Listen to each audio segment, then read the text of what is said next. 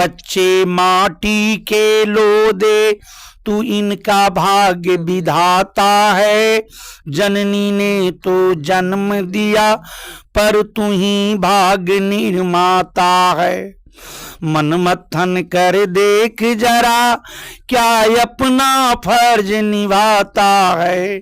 कोई राम बने गौतम गांधी, बना के देख ले।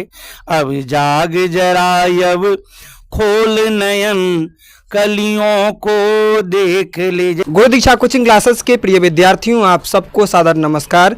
और गुरु दीक्षा परिवार से जुड़े हुए जितने भी अभिभावकगण हमारे हैं, उनको भी सादर नमस्कार।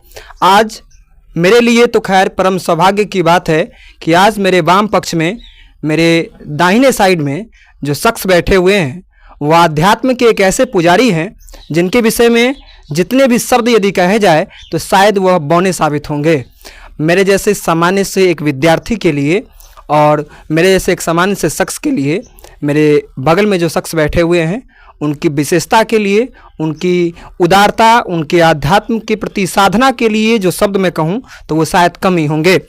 मैं इनका नाम बताऊँ इससे पूर्व मैं एक शब्द में यदि इनको कहूँ, इनके विषय में बताते हुए यदि मैं कहूँ तो मैं यह कह सकता हूँ कि जो इनका परिचय देना मानो सूर्य को दिया दिखाने के समान है। मगर फिर भी मैं सर से ही मैं संक्षिप्त रूप से जानना चाहूँगा कि सर आप संक्षिप्त, पहले तो प्रथमतः तो आपका हार्दिक स्वागत है इस गुरु दीक्षा कोचिंग क्लासेस की छोटी सी कुटिया में। प्रथमतः तो सर आप अपना नाम बताएँ और प्रथमतः आप बताएँ कि आप कहाँ से हैं सर। मैं दिनेश प्रसाद यादव, शिक्षक, ग्राम मोहम्मदपुर सूरा, अंचल गायघाट, जिला मुजफ्फरपुर, शिक्षक श्री फतेह नारायण राजकीय मध्य विद्यालय सिमरा, अंचल बंदरा, मुरौल, कल मुरौल आज बंदरा। ये हमारे परिचय है। अच्छा सर, आपने जब सरकारी विद्यालय में आपने कब प्रथम बार अपने कदम रखा और कितने वर्षों से आप बच्चों को शिक्षा दे रहे हैं? मैं सबसे प्रथम कदम रखा 29/7/1987, जो उस समय हमारा विद्यालय मध्य विद्यालय बसौली, अंचल कुडनी, जिला मुजफ्फरपुर, अच्छा, जो हमारे घर से 20 कोस की दूरी पर, तो वहाँ मैं 2 साल रहा। उसके बाद ठीक 3/7/1989 मध्य विद्यालय सिमरा, अंचल तत्कालीन अंचल मुरौल, जो आज बंदरा बन गया है, यहाँ मैं 16 साल रहा। उसके बाद अपने गृह प्रखंड मध्य विद्यालय मेठी पूर्वी गायघाट में 15 साल रहा। अब पुनः फिर श्री फतेह नारायण राजकीय मध्य विद्यालय सिमरा में कार्यरत हूँ। अभी 3 साल मेरा सर्विस बचा हुआ है, 37 साल मेरा सर्विस का हो गया। इन 37 वर्षों का अनुभव के विषय में भी आज हम इस साक्षात्कार में चर्चा करेंगे। यह मैं पुनः आपको मैं बता दूं कि यह साक्षात्कार लेना मेरे लिए सौभाग्य की बात है, एक ऐसे शख्स के साथ जिन्होंने 37 वर्ष की अपनी जीवन की आयु को बच्चों के क्लासरूम में समर्पित कर दी। और मैं आपको बता दूं, जिस क्षेत्र में, जिस विद्यालय में सर पढ़ा रहे हैं अभी वर्तमान में, उस विद्यालय में का मैं भी छात्र रहा हूं। और यह मेरे लिए सौभाग्य की बात है कि जिस गांव में सर अभी पढ़ा रहे हैं उसी गांव का मैं रहने वाला हूं। तो मैं कहूं कि सर की विशेष कृपा हमारे गांव के लोगों के ऊपर है और इनका विशेष आभार इसलिए क्योंकि इन्होंने हमारे गांव के ऊपर जो कृपा की है, बच्चों के मन में संस्कार का बीजारोपण करके, वाकई में सराहनीय कदम है। अब सर मैं आपसे जानना चाहूँगा, इन 37 वर्षों के अनुभव में आप सर बताएं कि आपके लिए सर शिक्षक बनना कितने गर्व की बात है। सर आप अपने आप को शिक्षक की भूमिका में कितने लिए आपके लिए गर्व की बात है कि आपको भगवान ने ईश्वर के शिक्षक के रूप में आपको नियुक्त किया? यह अवसर आपके लिए कैसा मायने रखता है? गुरु बनना तो बड़े सौभाग्य की बात है जी। गुरु बनने के बाद हम अपना जीवन की बात कहते हैं। अनुकंपा पर बहाली हुई थी, किरानी के पद पर मुझे कहा गया। हम 4 महीना छोड़ दिए। हम कहे कि नहीं, पिताजी हमारे शिक्षक थे तो हम भी शिक्षक के रहेंगे। तब उसके बाद 4 महीना के बाद मुझे पोस्टिंग किया गया। तत्कालीन अनुकंपा समिति के अध्यक्ष कलेक्टर साहब उस समय में देवाशीष गुप्ता जी थे मुजफ्फरपुर में। तो उनसे ऑर्डर ले करके डीओ साहब का नाम था श्री नवेंदु शर्मा, बड़े कर्मठ ईमानदार व्यक्ति थे जिनकी कृपा हमारे ऊपर काफ़ी रही। उन्होंने ही कहा था कि देखिए दिनेश जी, जितना घर से दूरी पर नौकरी होगी उतना अच्छा रहेगा शुरू में, और बाद में यदि घर के नज़दीक भी हो जाता है तब वह बहुत अच्छा रहेगा, क्योंकि जीव भटक नहीं सकता, क्योंकि शुरू में आदत यदि अच्छा बन जाता है तो बाद में बिगड़ नहीं पाता है मेरे नज़र में। और हम उस समय में जब बने थे मध्य विद्यालय बसौली, उस समय में अपने यहाँ बड़ी जोरों से बाढ़ आई थी, 87 की बाढ़। यहाँ आप लोग नहीं रहे होइएगा उस समय में, लेकिन सुने होइएगा कि 87 की बाढ़ बहुत भयानक बाढ़ थी। और हमने उस समय में 7 क्लास तक चलता था मिडिल, बच्चे को हम जो जानते थे उसको हम पढ़ाते थे खूब अच्छा ढंग से। मुझे अच्छा लगता था क्योंकि पिताजी बताते थे हम लोगों को पढ़ाने के कर्म में गुरु ब्रह्मा गुरु विष्णु गुरु देवो महेश्वर गुरु साक्षात परम ब्रह्म तस्मै श्री गुरुवरे नमः। तो इस कहीं न कहीं कथन पर आपने अपने जीवन को समर्पित कर दिया, और आपके लिए गुरु की जो महिमा जो है आपने जो बताया, और आपने उस महिमा का निर्वहन करने के लिए उस 87 की बाढ़ में भी आपने कार्य को आपने स्थगित नहीं किया, परंतु आपने जारी रखा। अच्छा सर, आप बदलते परिवेश में जिस प्रकार आज विद्यार्थी के कहीं न कहीं लक्षणों को देख रहे हैं, आपके अनुसार एक आदर्श विद्यार्थी सर जो होता है उसके अंदर क्या गुण होना चाहिए, समाज के प्रति वो किस प्रकार वो समर्पित रहे, कैसा गुण उसके अंदर होना चाहिए एक आदर्श विद्यार्थी के? सबसे पहले आदर्श विद्यार्थी प्रथम पाठशाला बच्चों के लिए माता पिता हैं, क्योंकि बच्चा 6 साल का जो होता है वह परिवेश में बहुत कुछ देख लेता है। जैसे कोई कहा गया, जैसे कि हमारे शिक्षाविद का कहना है, ए बच्चे माटी के लोदे तू इनका भाग्य विधाता है, जननी ने तो जन्म दिया पर तू ही भाग्य निर्माता है।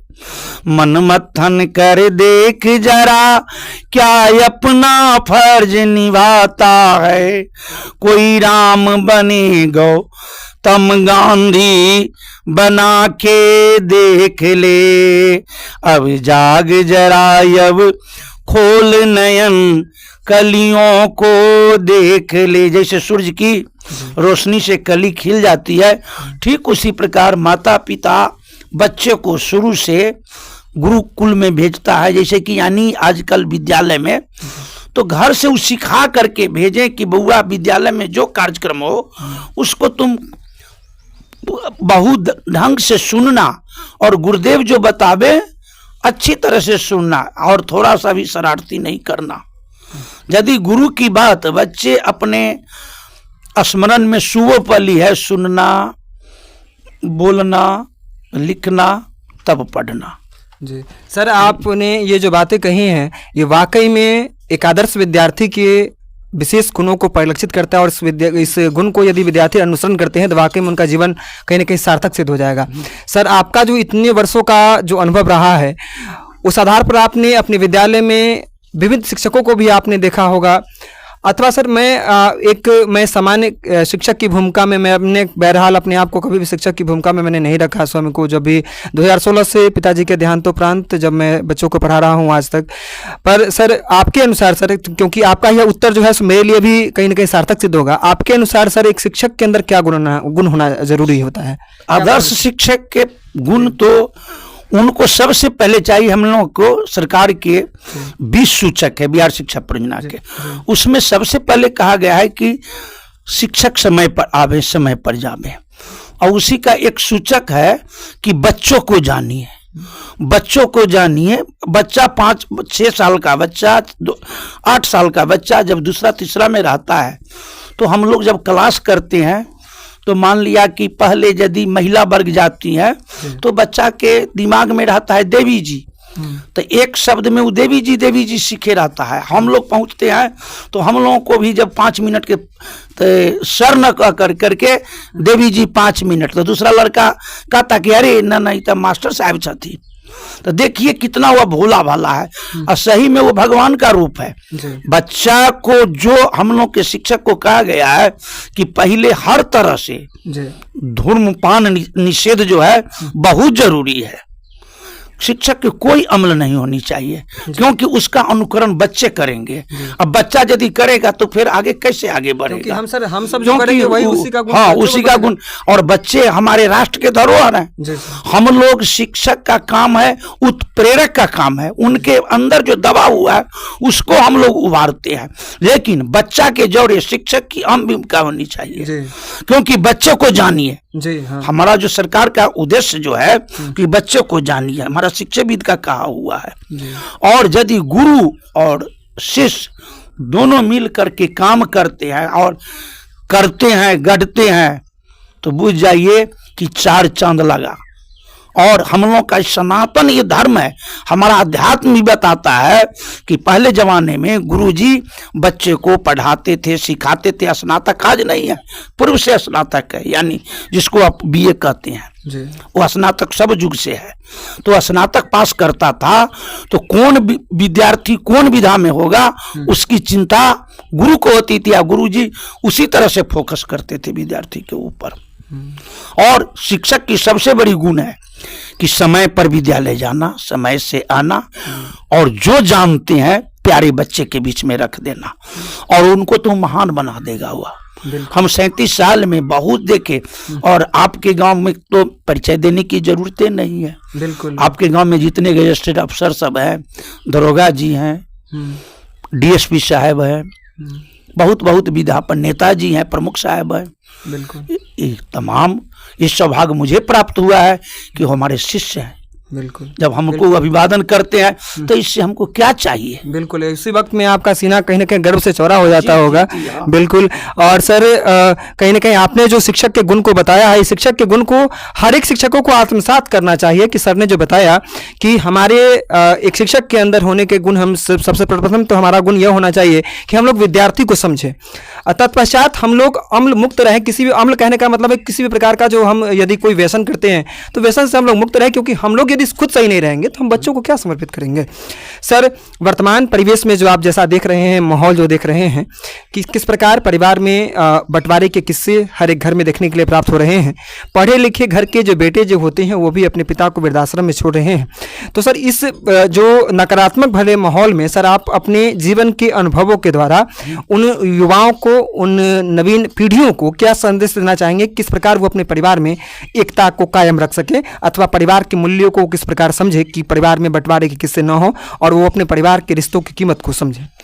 इस मामले में हमको कहना है क्या कि अभी के नवयुवक, जो युवा पीढ़ी जो है, सो किताबी ज्ञान तो ले रहे हैं, इनमें कहीं से बाती नहीं है, ज्ञान विज्ञान अनुसंधान सब पढ़ रहे हैं, लेकिन जो नैतिक शिक्षा जो होनी चाहिए उसका अभाव हमारे विद्यार्थी पर है। क्योंकि परिवेश से कुछ सीखते हैं, और विद्यालय में पहले हम लोग जब पढ़ते थे तो अध्यात्म की शिक्षा दी जाती थी, जो बहुत जरूरी है कि ऐसे से देखो प्यारे बच्चे, बताओ जब जो कोई पर्व होता था तो कैसे होता है पर्व, मास्टर साहब पूछते थे, हम लोग बता देते थे, और उस पर वो काफ़ी प्रकाश डालते थे। तो ये प्रकाश जो है से आज के परिवेश में कम देखा जा रहा है, क्योंकि विद्यार्थी हमारे दूर भागते जा रहे हैं और हम भी दूर भागते जा रहे हैं। कम से कम विद्यार्थी को उसमें कहा गया है कि स्वच्छ मुद्रा में वर्ग में प्रवेश करे शिक्षक, और जो शिक्षक जितने हृदय से यदि आत्मीय लगाव यदि विद्यार्थी के प्रति नहीं होगा तो हम न उम्मीद करते हैं कि कितनों पढ़ाइएगा तो नहीं समझ पाएगा। बिल्कुल, व्यवहारिक ज्ञान, क्योंकि बच्चा न है वह। जी बिल्कुल। और हम लोग जितने गुरु लाइन में जो हैं, शिक्षा लाइन में, वो अपने को ये ध्यान में रखें कि बच्चे को जानिए, पहले बच्चे को जानिए। अब बच्चे को जानना बहुत जरूरी है, और हम छात्र, अभिभावक, शिक्षक की गोष्ठी होती है, उसमें हम लोग इस विषय पर चर्चा चलाते हैं कि आपको क्या कमी है, क्या आप सब आदमी मिल करके दूर कीजिए। शिक्षा समिति के सदस्य को भी हम लोग बुलाते हैं, अध्यक्ष जी को भी बुलाते हैं कि आप अपने बच्चे को, हम तो 7 घंटा 8 घंटा अपने विद्यालय में रखेंगे, बशर्ते 16 घंटा तो आपके परिवेश में रहेगा। और हम लोग जो बता देते हैं और वह यदि घर पर कार्य रहेगा तो वह विद्यार्थी को हम उम्मीद करते हैं कि कहीं भी कोचिंग करने की जरूरत नहीं है, क्योंकि गुरुजी एक दिन यदि पढ़ा देंगे सही ढंग से, वो बात करते हैं, तो विद्यार्थी को 8 दिन में वो टास्क पूरा होगा। हम मैट्रिक पास करके शिक्षा जगत में आए, इंटर में पढ़ रहे तो नौकरी हो गई, इंटरमीडिएट किया, बीए किया, और 47 वर्ष की अवस्था में हम अपनी बात जो कहते हैं तो संगीत से 70 किलोमीटर मुजफ्फरपुर से दरभंगा और पंडित अशोक कुमार झा के यहाँ जा करके हर रविवार को 15 मिनट गुरु की कृपा होती थी और हमको 8 घंटा बैठना पड़ता था भूखे प्यासे, और गुरु के हर आव भाव को समझना पड़ता था। और आज गुरुदेव हमको शास्त्रीय संगीत से और हारमोनियम से क्लासिकल गायक बना दिए, ये विशेष गुण कहिए। बिल्कुल, उस संगीत की साधना का जो परचम जो है, किए हुए जो हैं, तो उस संगीत की प्रचार का कहीं ना कहीं आपके अंदर वो जो संगीत की साधना की जो समर्पण किया आपके गुरु भी आदर्श, और आप भी कहीं ना कहीं उनके अंदर का जो गुण जो दिया गया गुण आपके अंदर वो ज़्यादा कदा मुझे देखने के लिए प्राप्त होती हैं आपके आवाज़ के माध्यम से। जब आप बच्चों को पढ़ाते भी हैं उस वक्त में भी संगीत की उस कला नमन है, आपके प्रणाम है। उससे वीडियो के क्रम में मैं उनको, उस गुरु को भी आपको प्रणाम करना चाहूँगा जहाँ भी हमारे गुरुदेव का नाम हुआ पंडित अशोक कुमार झा, उनका भी वो अभी संगीत के शिक्षक हैं, टेकनाथ उच्च विद्यालय 10+2 है, रहिका प्रखंड के अंतर्गत कपिलेश्वर में। अच्छा सर, आप अपने जीवन के आधार पर बताएं सर कि आपके अनुसार, आपने तो खैर आप CRPF मिलन समारोह भी करते हैं, और CRPF मिलन समारोह जो वर्तमान में जो विगत वर्ष हुआ आपका, उसमें मैं शरीक हो पाया प्रथम बार। जो तो सर आपके अनुसार, और उस वक्त में आपका एक्सीडेंट भी हो गया था, दुर्घटनाग्रस्त हो गए थे आप, बावजूद इसके आपके अंदर मैंने उस वक्त ईश्वर की भक्ति में कोई कमी नहीं देखी। सर आपके अनुसार ईश्वर की भक्ति आपके जीवन में कितना महत्व रखता है, कितना महत्वपूर्ण हमारे लिए ईश्वर है? बहुत महत्व रखता है। बिल्कुल, ईश्वर की भक्ति जो है, दुनिया जो कहे हमें तो काम है ईश्वर से, जगत रूठे तो रूठन दे।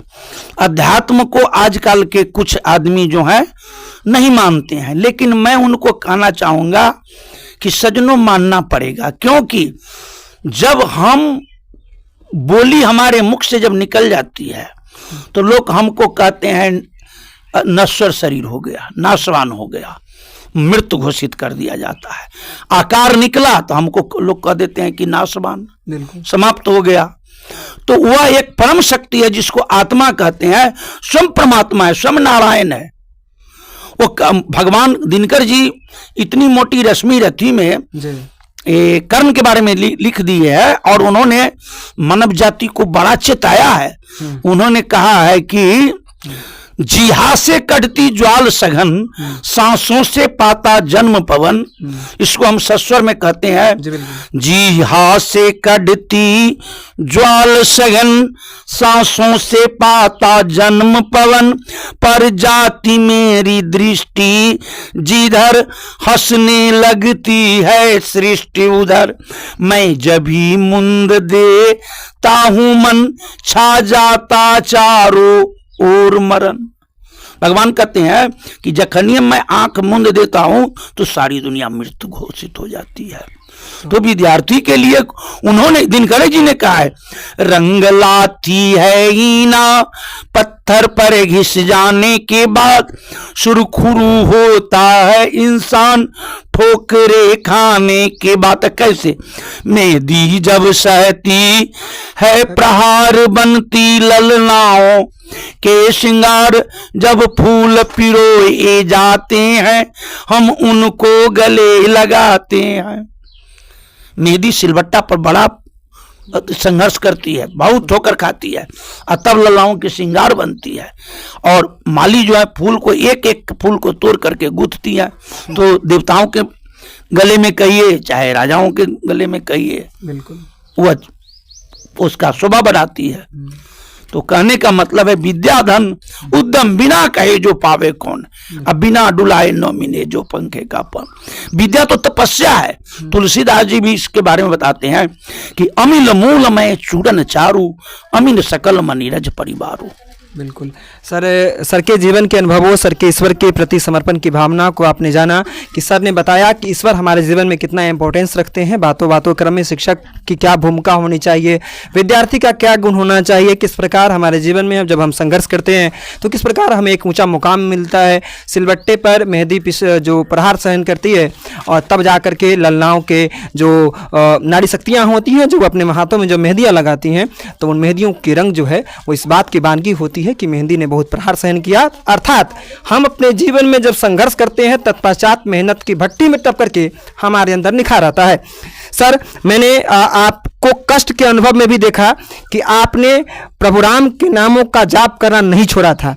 सर हमारे राम जो हमारे परम पूजनीय परम आराध्य हैं, मर्यादा पुरुषोत्तम जिन्हें कहा जाता है, आप उनके तुलसीदास रचित रामचरितमानस के अधिकाधिक दोहों आपको कंठाग्र है। सर आपके अनुसार सर बताएं सर, जो हमें और हमारे जैसे तमाम नवीन युवा पीढ़ियों को प्रभु राम से हमें क्या सीखना चाहिए, क्या नहीं सीखना चाहिए। खैर उनसे कोई ऐसी बात ही नहीं जो उनसे नहीं सीखना चाहिए, मगर आप अपने अनुभव के आधार पर सर बताएं कि हम उनके जीवन से क्या सीख सकते हैं। सबसे पहले तो परमात्मा के बारे में जो कह रहे हैं संदीप जी, परमात्मा जब दंडकारण्य में जो गए हैं तो उन्होंने दंडकारण्य के संत महात्माओं ने कहा कि देखने से आप राजा के बेटा लगते हैं, किसी ने कहा कि ऋषि कुमार लगते हैं, किसी ने कहा कि आप शायद ब्रह्मा विष्णु महेश ने, तो उन्होंने कहा पिता बचने तजीरा अजउदासी अदंड के बने बीचे रतय विनाशी, जो कभी मरने वाला नहीं है। और वो आज अविनाशी अपने प्रिय पत्नी जो भक्ति स्वरूपा भक्त जननी जानकी जू के लिए मृगा से पूछ रहे, हे खग मीर्ग तू मधुकर श्रेणी तू देखी सीता मृग नैनी, हे खंजना कपोत प्रवीणा तू देखी सीता मृग मीना। अतः चराचर के हर जीव से पूछ रहे हैं। भाई का प्रेम देखिए, त्याग। एक भरत राज के लिए राम के वियोग में, भरत सरिस को राम सने ही जग जपी राम राम जपू जे ही। जो भरत रात दिन परमात्मा का नाम, जब 12 बजे की रात की बात है तो राम जी अपने कुश की चढ़ाई पर बैठ करके हा भरत लखनलाल जी जब देखते हैं कि भाई भैया इस बार किसका नाम ले रहे हैं, तो देख रहे हैं कि भरत का नाम, तो उन्होंने पूछा। तो गीता में इसकी गवाही भगवान स्वयं अपने दिए हैं कि जो मुझको जैसे भजता है हे अर्जुन मैं उसको उसी तरह से भजता हूं। जैसे पति पत्नी का प्रेम होता है अनुनाश्रय, ठीक उसी प्रकार पिता पुत्र का प्रेम अनुनाश्रय है, ठीक उसी प्रकार भक्त और भगवान का प्रेम है। बिल्कुल। और सीएपीए मिलन की बात जो कहते हैं तो सीएपीए मिलन 1999 से 27वां समारोह था। सीएपीए मिलन एक तो निर्जन गांव है, वह हम उतने समर्थवान नहीं है, फिर भी जन सहयोग नहीं मिल पाता है, फिर भी हम और माँ हमारे परिवार के लोग अपना 2 महीना की कमाई लगाते हैं उसमें, और ऐसे उसको आगे बढ़ाने में हमारे कलाकार बंधु का बहुत बड़ा स्थान है। इसलिए कि जोन कलाकार को 1 लाख रुपया फीस है वह वहाँ फ्री केवल किराया लेकर के आते हैं। आपके के कारण है। और वैसे कहिए संदीप जी तो 200 कलाकार आते हैं, और केवल बिहार स्तर के नहीं देश स्तर के कलाकार आते हैं। बिल्कुल। और जो एक बार आ जाते हैं बराबर आना चाहते हैं। बिल्कुल। जरा आपने जो बताया भगवान की कृपा है, वो बुला करके लाते हैं। मेरी इसमें कोई उमा न कपि के कछु अधिकाई प्रभु प्रताप ही काल नहीं खाए। वाकई में वो ईश्वर की कहीं ना कहीं कृपा होती है। बुलाया तो सबको जाता है, मगर आते तो वही है जिनके हृदय में बुलाने वाले के प्रति अथाह प्रेम होता है और बुलाने वाले का उनके प्रति अथाह प्रेम होता है। तो वाकई में सर के विषय में आपने सर ने जो गीत संगीत संकेत के माध्यम से जो राम के विषय में जो बताया कि किस प्रकार राम न केवल अपनी पत्नी के प्रति बल्कि अपने भाइयों के प्रति किस प्रकार समर्पित थे। भरत चाहते थे कि राम के माथे पर मुकुट हो, भैया के रहते मैं कैसे अपने माथे पर मुकुट लूँ, और राम जी चाहते थे कि नहीं, यदि मेरे भाई के मुकुट पर यदि चेहरे पर अगर मुकुट अगर राजा का ताज यदि रहेगा तो इससे में बड़े भाई की अहम भूमिका होगी और बड़े भाई को बड़ी खुशी होगी। सर, आपके अनुसार भाई का दूसरे भाई के प्रति क्या उत्तरदायित्व होना चाहिए? देखिए संदीप जी, भाई जो है ना, कहा इसमें भी परमात्मा कहे हैं कि जब लखनलाल जी को शक्तिमान लगता है तो कहते हैं, जो जन तो बने बंधु बिछो पिता वचन मनी तो नहीं ओ। हम लोग तो मिथिला से बिलोंग करते हैं, क्योंकि जितना दूरी हम लोग के घर से मुजफ्फरपुर की उतना ही दूरी दरभंगा की भी है।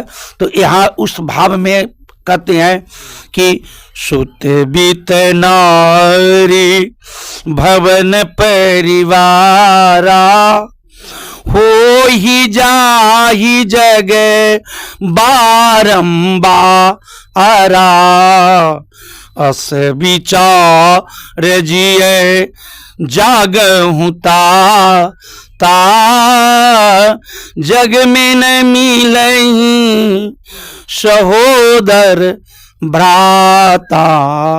भाई में त्याग होनी चाहिए, भाई में विपत्ति की बंटवारा होनी चाहिए, न कि जमीन की बंटवारा होनी चाहिए का नहीं, विपत्ति का बंटवारा। क्योंकि धन दौलत संदीप जी ये धूप छां की तरह है। आज आपके पास है, कभी उसके पास है, कहा है कि कोटि गाय नित दान करत हुए। राजा निर्ग 1 करोड़ गाय दान करते थे, उनको भी गिरगिट योनी पड़ी।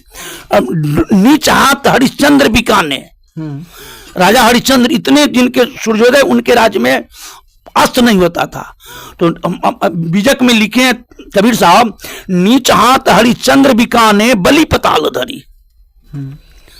जिसको परमात्मा 3 डेग भूमि ना पई डारी, तब ते नाथ बने पगुधारी। तो अपने यहाँ जो है भारत भूमि पर सब सत्य है, क्योंकि ऋषियों मुनियों का देश है। बिल्कुल, आपने जो बातें कही है सर, ये वाकई में भाई में त्याग की भावना होनी चाहिए। ये बात सबसे बड़ा गुण जो इन्होंने बताया, जो भाई के अंदर समर्पण की भावना होनी चाहिए। और रामायण के उन प्रसंगों के माध्यम से हम लोग भाई के अंदर समर्पण की भावना को देख सकते हैं कि किस प्रकार भरत जी आते हैं और कहते हैं कि भैया आप चलिए, 14 वर्ष के वनवास की अवधि को छोड़िए, आपके बिना अयोध्या सुनी है और आप चलिए और आप अयोध्या का साम्राज्य संभालिए। फिर कहते हैं कि नहीं भाई तुम जाओ, तब तक तुम संभालो, और मैं जब 14 वर्ष की अवधि को पूर्ण कर लूँगा तो बिना एक दिन की देरी किए मैं चला आऊँगा। और वो भाई अपने भाई के चरण पादुका को लेता है और अपने माथे पर रखता है उस खरान को, और उस खरान पूरे रोते हुए पूरे अयोध्या तक की दूरी को वो तय करते हैं। तो किस प्रकार भाई के अंदर समर्पण की भावना होनी चाहिए, उन्होंने सर ने आपने बताया, वाकई में ये अनुकरणीय है। सर, आपके अनुसार, सर आपके नज़र में, आप जैसे एक शिक्षक की भूमिका में हैं और आप ये देखते हैं कि आप जो हमारे क्षेत्र में हैं, जहाँ पर भी मैं आपके साथ मुझे जाना होता है, तो वहाँ पर मैं देखता हूँ कि आपको लोग शिक्षक की तरह नहीं बल्कि ईश्वर की तरह कहीं ना कहीं पूजा करते हैं। तो गुरु को एक ईश्वर का दर्जा मिलता है आपको, तो इसके लिए आप सा बनने के लिए एक शिक्षक को क्या करना चाहिए ताकि आपको जो सम्मान मिलता है वो मैं वर्तमान में किसी अन्य शिक्षक को भी मैं नहीं देखता कि उनके अंदर वो त्याग, वो समर्पण की भावना लोगों के मन में अपने शिक्षक के प्रति होती, जैसा कि आपके अंदर होता है। तो ऐसा क्या आप अपने बच्चों के लिए करते हैं, अथवा क्या इसलिए किस लिए आपको इतना लोग अधिक प्रेम और समर्पण की भावना से देखते हैं? संदीप जी, ई बात जे अहाँ जे हमरा से कहली, ई तो बड़ा कठिन शब्द है। आई के लेकर करके देखियो, अहाँ देखते हो कि एक पिता के विपुल कुमारा 5 गो बेटा होई छे, पांचों 5 ढंग के होई छे, सबके अलग अलग विचार होई छे। लेकिन ई बात हमरा जे हमरापन बा जे कहब, चाहे हमारा पितुजी भी मास्टर रहथिन, 13 बरस 13 दिन, 44 साल के अवस्था में स्वर्गवास भ गेलथिन। लेकिन हुनका में हम गुण देखियन कि अपने हमरा लेल किताब के 1 महीना लेट कर देथिन। नुनफाड़ा मिडिल स्कूल में वो शिक्षक रहथिन और हम हूँ वही स्कूल में पढ़ी, हमारा घर से 2 कोस के दूरी पर है। और हम सब दिन आबी पिता के साथ में 5-6 आदमी, और हम वही सानिध्य में पढ़ी। लेकिन हमरा लेल किताब के 1 महीना वो छोड़ देथिन। लेकिन वही गांव के 2-4 गो गरीब आदमी सब जे रहथिन, वर्णन न करू संदीप जी, अखनी तब मध्याह्न भोजन बहुत कुछ चल रहा है। वही समय में लड़का सके कपड़ो ठीक से संडो पहिर करके आ फाटल पैंट पहिर करके अबई आ किताबों न रहा। उस समय में भारी से भारी इतिहास नागरिक शास्त्र के 1 रुपया 30 पैसा, 1 रुपया 20 पैसा, 2 रुपया 15 पैसा गणित के दाम रही। जे तीनों गणित के, चारों गणित के साथ रहे। तो हमार बाबूजी हमरा लेल छोड़ देथिन, लेकिन मोहित राम और ननकी राम के लेल खरीद देथिन। अच्छा। पहले ओकरा दे देथिन। अच्छा। 2 किताब ओकरा दे देथिन आ 2 ओकरा। और एम्हर हमरा 1 महीना के बाद, क्योंकि पिताजी के उस समय में 300 रुपया के वेतन रहन। अच्छा। आ खर्च काफी रहन और बीमारों पड़ जाथिन, हमहू सब बीमार पड़िए। तो हमरा ई जे संस्कार जे कहब तो हम पिता से सीखली। हमारे वो गुरुदेव रहथिन लदौड़ के जारंग हाई स्कूल के शिक्षक, आज 3 विषय से आचार्य के पंडित राधा कृष्ण झा, वो हमरा पिता के भी गुरु हमरो। हुनकरो हम देखियन कि अपना बेटा के उ, जबकि डॉक्टर जगन्नाथ मिश्रा के कुटुम्ब रहथिन ललित बाबू के, लेकिन हुनका हम देखियन अपना बेटा के कहियो न हवाई जहाज पर घुमलथिन। लेकिन हमरा गाँव के विद्यार्थी सके उ हवाई जहाज से पटना से दिल्ली ले गलथिन, बुझ जाइयो। अपना बेटा के कपड़ा उ बाद में देथिन। आ चेला सके पहले पोलिस्टर सुनैत रहलिए या उस समय में 22 रुपया में आयल साड़ी चलत रहे। आयल साड़ी माता जी सब पहिरथिन। तो परम आदरणीय गुरुदेव महोदय नित्य लीला प्रवेश कऽ गेलथिन। तो उ हमरा सबके शिक्षा देथिन। तो उ हुनकरो से हम सीखली। आ त्याग की भावना जे कहै छियै, तो अहाँ के गांव में तो हम छी बहुतो दिन से, परिचय देवे के बात नहीं। हम बच्चा के अपन बेटा समझे छियै। बिल्कुल। और ओकरा हम वही भाव से, क्योंकि बच्चा के भगवान से तुलना कल गेलैया। करहु सदा तिनके रखवारी, जिमि बालक राखो महतारी। आ गुरु बिनु भवन तरही न कोई, जो विरंच शंकर सम होई। चाहे ब्रह्मा हो, चाहे विष्णु हो, चाहे शंकर हो, बिना गुरु के उत्तर नहीं। क्योंकि ज्ञान सिखाते हैं और सिखाने वाला का स्थान बहुत ऊंचा होता है। तो हम जो देखे विद्यार्थी को, और वह विद्यार्थी को थोड़ा सा हृदय से आत्मीय लगाव देख करके देखिए, तो विद्यार्थी आपके लिए सर्वस्व नछावर कर देगा। बिल्कुल। ये विद्यार्थी में गुण है। और भातृ प्रेम हमरा यहाँ देखबे करे छी। 40 साल से हमरा पितू के मरला भ गेल। हम दोनों भाई साथ छी। हमरा 5 गो बेटा है। हम कतौ न कही छी कि हमरा 2 गो बेटा है, 3 भातीजी भी है। और वो प्रेम मुझे, और उ तो अहाँ के गांव से कोई छपल न है, चाहे इलाका से पूछ सकै छी। और हम की छी, हम अपने में तो प्रशंसा न करब। हमर तो रिटर्न अहाँ सब छी, इससे बड़ा हम की कर। बिल्कुल। कहीं ना कहीं सर ने जो बताया कि मैं जहां भी सर के साथ जाता हूं, इसलिए मैंने इस सवाल को सर के समक्ष नहीं रखा कि सर को मैं दिलासा दिलाने के उद्देश्य से मैं कहता हूं। जहां भी जाता हूं तो मैं देखता हूं कि सर के अंदर के कि जो लोग जो इनसे मिलने के लिए आते हैं, तो लोगों के मन में इनके प्रति शिक्षक वाली भावना मैं नहीं देखता हूं, बल्कि एक समर्पण जो कहीं ना कहीं ऐसा लगता है। जब सर कहीं जाते हैं तो उनको लगता है लोगों को, या फिर मुझे भी स्वयं जब सर आते हैं हमारे यहाँ पर, तो लगता है साक्षात मेरे यहाँ पर ईश्वर मेरी कुटिया में सर का आगमन हुआ है। और वैसा ही अनुभव मैं अन्य जगहों पर भी जाता हूं तो देखने के लिए प्राप्त होता है। तो सर ने अपने जीवन के अनुभवों के आधार पर जो ये बातें बताई हैं, उन तमाम शिक्षकों को ये सोचनी चाहिए। जो शिक्षक आज जब कार्य करते हैं, चाहे विद्यालय में हो या फिर शैक्षणिक संस्थान चलाते हो, जो कि व्यवसाय के उद्देश्य से चलाते हो, अथवा नौकरी पेंशन प्राप्त करने के लिए, वेतन प्राप्त करने के लिए प्राप्त करते हैं, और उनको लगता है कि मैं अपने बेटे की संपत्ति में यदि बढ़ोतरी कर रहा हूं तो ये मेरी कमाई है। ये आपकी कमाई नहीं है। और ये आपकी कमाई यदि इसलिए आप यदि अपने काम को कर रहे हैं, तो आप मरने के बाद सब विद्यार्थी के हृदय में नहीं जीवित रहेंगे। मगर दिनेश प्रसाद यादव जिस दिन दुनिया में नहीं रहेंगे, भगवान नहीं करे, भगवान, मैं प्रार्थना करता हूं ईश्वर से कि इनके जैसे शख्स हर युग में रहें और इनकी आयु बहुत ही लंबी हो। मगर यदि मृत्यु उपरांत भी दिनेश प्रसाद यादव सर जो हैं, वो सब विद्यार्थियों के हृदय में सदा के लिए जीवित रहेंगे। वहीं पर वेतन के लिए और अपने बेटे की संपत्ति में बढ़ोतरी करने के लिए कमाने वाले शिक्षक जीते जी उनके मृत्यु उपरांत भी उनके नामों को कोई जाप नहीं करेगा। और एक शिक्षक जो अपने विद्यार्थी के प्रति समर्पित रहेगा, वो मरने के बाद भी सबके हृदय में अमर रहेगा। सर, अब मैं एक सामान्य अब मात्र 2 प्रश्नों को करने के पश्चात साक्षात्कार का समापन करूंगा। सर आप बताएं कि इस शैक्षणिक संस्थान में जब भी आपका आगमन होता है, तो आपको इस शैक्षणिक संस्थान में मेरी छोटी सी कुटिया में आना आपको कैसा अनुभव रहता है आपके लिए? देखिए, ये तो हमारा पता चलता है कि हम सुदामापुरी में आ गए और विदुर के आंगन में आ गए। शिक्षा से मेरा लगाव है और अथी जैसे भगवान कहते हैं कि अतिशय मतलब हमको सबसे ज्यादा प्रेम है तो निश्चल भक्त, तो उसी प्रकार से शिष्य हमारे सबसे अति प्रिय हैं और मैं शिष्य के लिए हर समय तैयार हूं। आप जान लीजिए संदीप जी, आपके गांव से मेरे गांव की दूरी 17 किलोमीटर है। मैं 8 बजे वहां से चलता हूं, आपके यहाँ 8:50 में पहुंचता हूं। तो 9 बजे से 5 बजे तक यानी 4, इतना जो पहले 4 था अब 5 है 4 महीना से, तो 8 घंटा तो ड्यूटी हो गया, आने जाने में 1 घंटा 10 घंटा। और यदि आपकी गांव के हमारे छात्र चाहे छात्रा कोई यदि कह दे कि से आज हमारे भैया के जनेऊ है, निमंत्रण मिले या न मिले, जनेऊ है, कोई पूजा है, और जब वो हमको आर्तनाद से, जब तक किसी के प्रति प्रेम नहीं होगा तो वहां उसको निमंत्रण नहीं मिल सकता। जैसे अहाँ सब पढ़ित हो भाई कि भगवान श्री कृष्ण जब शांति दूत बनकर गेलथिन तो दुर्योधन के एक ही सवाल कहलखिन कि न मेरे पास भाव, न तुम्हारे पास भाव है और न मेरे पास अभाव है और न तुम्हारा कोई प्रभाव है। बिल्कुल। तो तीने तरह से भोजन होइ छै, भाव अभाव प्रभाव, आ लोग तीने जगह भोजन करै छै। तो उसी प्रकार हम ये समझते हैं कि विद्यार्थी यदि हमको बुलाता है तो हम अपना कारोबार की कोई चिंता नहीं करते हुए हम विद्यार्थी की प्रेम को अपना सिरधार्य करते हैं। और मैं क्या समझता हूं कि ये परमात्मा और सरस्वती की कृपा है जो हमको बुला रहा है। बिल्कुल। और हमारे 5 बेटा जो है, 3 भातीज 2 बेटा, 5 एक रंग से शिक्षा, और उन लोगों के तरफ से भी मुझे टाइम मिला हुआ है।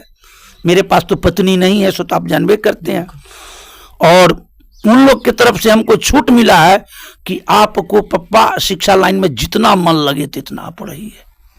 तो हमारा यही पूंजी है, हम क्या कहें। और हम अपने छात्र के हर समय में कामना करते हैं कि भगवान दिन दुनी रात चौगुनी हो। बिल्कुल। ये और होता है, ऐसा बात नहीं है किसी नहीं, होता है। मुझे तो सम्मान मिलता है, हम तो बड़े खुश हैं, बहुत खुश हैं।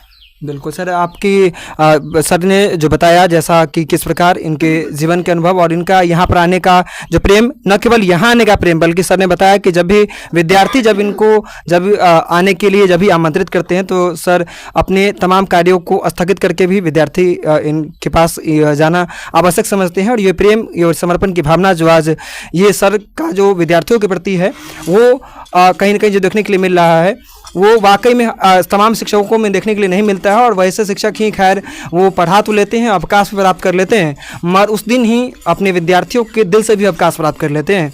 मगर इनके जैसे शख्स सदा कदा भी किसी भी विद्यार्थी के हृदय से अवकाश प्राप्त नहीं करेंगे, बल्कि जब तक विद्यार्थी की सांसें रहेगी तब तक दिनेश प्रसाद यादव का नाम वो विद्यार्थी जरूर लेता रहेगा। सर, अब अंतिम प्रश्न के साथ इस साक्षात्कार का समापन होगा। आपने अपने जीवन के शैक्षणिक अनुभव के सर्वाधिक समय आपने जिस गांव को दिया उस गांव का नाम सिमरा है और अभी भी आप दे रहे हैं, तो इस गांव से ही आपका अतिशय प्रेम का होने का मूल कारण क्या है? संक्षिप्त में ही आप बताएं। हम जब आए थे आपके गांव में 19 साल में तो नौकरी 21 वर्ष के अवस्था में आए थे, तो हमने आपके गांव की विशेषता जो देखा तो देख करके हम बहुत प्रफुल्लित हुए और हम परमात्मा से मनाए कि हे भगवान हमारा 100 दिन यहीं पर बीत जाता तो अच्छा रहता। तो हम आपके गांव में 16 वर्ष लगातार सेवा किए। एक बार फिर हम लोग का गिरी ट्रांसफ़र हो गया तो वहाँ हम चले गए। वहाँ आपके गांव के बिना मुझे मन नहीं लगता था, तो फिर हम ट्रांसफ़र करा करके 15 साल के बाद पुनः चले आए। और आप ही के गांव में हमको मन लगता है, इसलिए कि पढ़ाने में भी मन लग रहा है और सब जगह पढ़ाने में हम जो जानते हैं सो आप रख देते हैं। बिल्कुल। आगे तो विद्यार्थी को परमात्मा मदद करेंगे। हम अपने इष्ट देव भगवती जानकी, प्रभु श्री राम और माँ शारदे से निवेदन बराबर करते हैं कि हमारे शिष्य हमसे 1000 गुना आगे आ या हम सब दिन शिष्य से हारे, इसी में हम अपनी प्रतिष्ठा बूझते हैं। बिल्कुल, शिष्य की विजय हो और हमारी पराजय हो जाए कोई दिक्कत नहीं है। ये जो भावना जो एक शिक्षक का अपने विद्यार्थियों के प्रति है, हर एक शिक्षक का अपने विद्यार्थियों के प्रति होना चाहिए। और अपने सर ने इस गांव से अतिशय प्रेम का कारण भी बताया। तो भगवान करे कि सर की आयु लंबी हो, सर के जीवन में सुख शांति समृद्धि का वास हो और इनके जीवन से दुखों का नाश हो। इन्हीं मंगल प्रार्थनाओं के साथ सर के लिए करते हुए इस साक्षात्कार का होता है समापन। धन्यवाद।